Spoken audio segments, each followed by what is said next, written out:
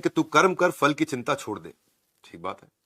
How is it possible to remain motivated to work without expectation of reward?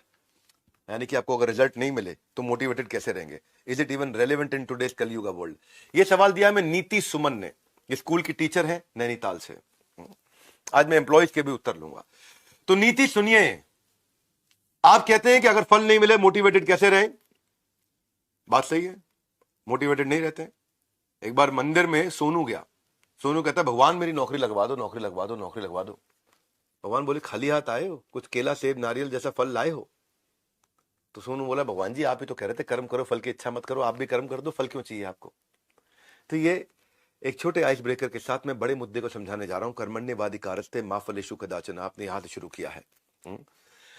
तो देखिए, आपने अगर पूरे साल मेहनत और ईमानदारी से काम किया और साल के आखिर में अगर आपका बॉस आपको बोलता है कि आपको कर्म करो फल की चिंता मत करो, तो आपका मोटिवेशन डाउन होता है।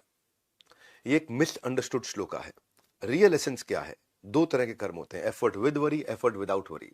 कृष्ण क्या कह रहे हैं? एफर्ट विद वरी करो कि विदाउट वरी करो? एफर्ट विदाउट वरी करो। हाँ, WOW, विद और विदाउट रिजल्ट, चिंता युक्त या चिंता मुक्त। तो कृष्ण कहते हैं चिंता मुक्त प्रयास करो, यह है कर्मण्यवाधिकारस्ते। कर्म करते वक्त फल की चिंता करना, वो है एफर्ट विद वरी।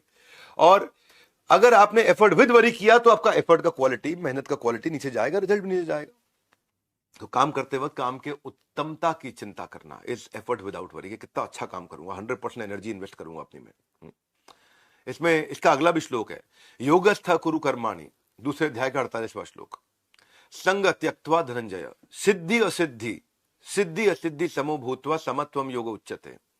इसको ऐसे समझते हैं कि टोटल 4 प्रकार के लोग होते हैं। एक होता है कंसिस्टेंट इन एक्शन, रिजल्ट आ रहा है नहीं आ रहा वो काम करता ही नहीं है, उसको आराम करना है। उसके ऊपर है इनकंसिस्टेंट एक्शन, अच्छा लगेगा तो काम करूंगा, बुरा लगेगा तो नहीं करूंगा। उसके आगे है अफेक्टेड बट कंसिस्टेंट एक्शन, वो मन से तंग होता है लेकिन काम करता रहता है, करता रहता है, करता रहता है। कभी खुश होता है कभी बुरा होता है लेकिन काम करता रहता है, कंसिस्टेंट रहता है। ये काफी अच्छा माना जाता है। पहले वाले को 0 आउट ऑफ 100, दूसरे वाले को 33 आउट ऑफ 100, तीसरे वाले को 66 आउट ऑफ 100, पर 100 आउट ऑफ 100 मिलता है अनअफेक्टेड कंसिस्टेंट एक्शन। अंदर मन में कोई असर ही ना आए और एक्शन कंसिस्टेंट चलता रहे, चलता रहे, चलता रहे, चलता रहे। इसको बोलते हैं UPSC, unaffected peaceful stable concentration. ये भगवान कह रहे हैं कृष्ण गीता में कि unaffected peaceful stable concentration. Unaffected होना चाहिए, पीसफुल रहना चाहिए और स्टेबल कॉन्सेंट्रेशन होना चाहिए। जैसे अफेक्टेड कंसिस्टेंसी क्या है? बूढ़े माँ बाप का ध्यान रख रहे हैं लेकिन मन में चिड़चिड़ाहट है। घर में मेड काम कर रही है, छोड़ नहीं रही है लेकिन चिड़चिड़ाहट से कर रही है। डिसएंगेज्ड एम्प्लॉय काम कर रहे हैं लेकिन एंगेज नहीं है। कई बार गवर्नमेंट एम्प्लॉय है, जॉब नहीं छोड़ेगा, क्यों? सरकारी नौकरी, जॉब नहीं छोड़ेगा लेकिन हर रोज उसी जॉब को गाली भी देगा, बुरा भला भी बोल देगा। ये सब कौन है? ये है अफेक्टेड कंसिस्टेंसी। लेकिन अनअफेक्टेड कंसिस्टेंसी, जिसको बहुत ऊपर माना जाता है हमेशा, वो कौन सी होती है? अनअफेक्टेड कंसिस्टेंसी होती है कि जब आप एक मॉन्क की तरह एकदम शांत मन से तीर चलाया, मिलिट्री आर्ट्स की ट्रेनिंग, आर्चरी की, और सामने अगर आप देखोगे डार्ट पे, ठक तीर बाहर लगा, उसे फर्क नहीं पड़ा। ठक तीर थोड़ा अंदर गया, बीच में आया, फर्क नहीं पड़ा। ठक तीर बुल्स आए, फर्क नहीं पड़ा। उसका चेहरा देखोगे पता नहीं चलेगा कि तीर लगा है कि नहीं लगा है। चेहरा देखोगे बिल्कुल समझ में नहीं आएगा। क्षमा चाहता हूं, गलती से गलत चेहरा दे दी गई, इसलिए ऊपर नीचे हो रहा है बार बार। तो चेहरा देखने से समझ में ना आए। Unaffected peaceful stable concentration. तो देवी जी, आपके प्रश्न का यही उत्तर है कि अनअफेक्टेड पीसफुल स्टेबल कॉन्सेंट्रेशन, भगवान यही बोल रहे हैं। नीति सुमन जो स्कूल की टीचर है नैनीताल से, जिस दिन आपका अनअफेक्टेड पीसफुल स्टेबल कॉन्सेंट्रेशन हो गया, आपको तकलीफ नहीं होगा। जो शबरी थी, उनका भी अनअफेक्टेड पीसफुल स्टेबल कॉन्सेंट्रेशन था। ऋषि मातुंगा शरीर छोड़ने से पहले शबरी को आशीर्वाद देके गए थे कि भगवान राम आपका दर्शन देने आएंगे।